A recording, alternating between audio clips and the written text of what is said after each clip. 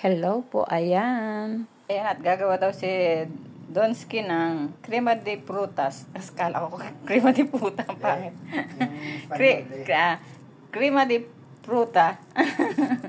Ayan, tingnan natin. Siya po ang gagawa. Hindi ko alam yan eh. Ayan. Ayan, may mga prutas po kami binili. Ito na po, ayan. preparado. Ayan, at nag-busy na siya.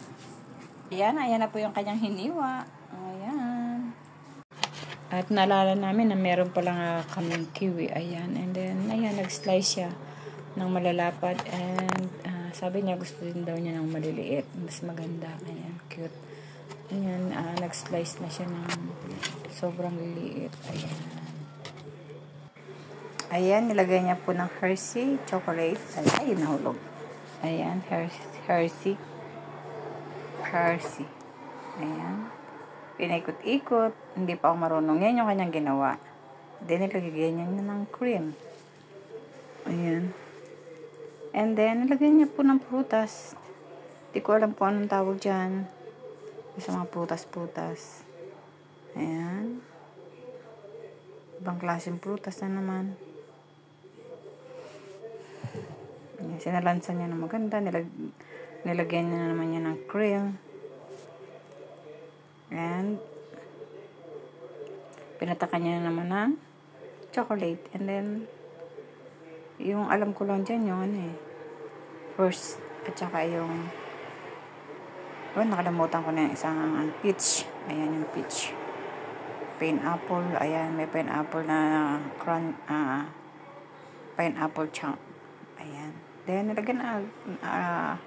nilagyan niya na uli ng chocolate. Hershey. Favorite niya kasi ang Hershey.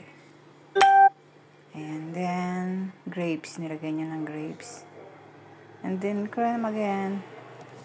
Sinalansan niya ng maganda. Ayan. At, nilagay niya ng watermelon.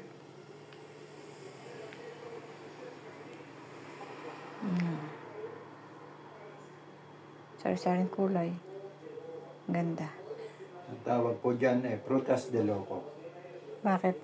Bakit prutas de loco? Dahil mga loko-loko. Dahil naloko na. Ay, naloko. Ang ganda niya. Colorful. Ayan. Color na sa'yo.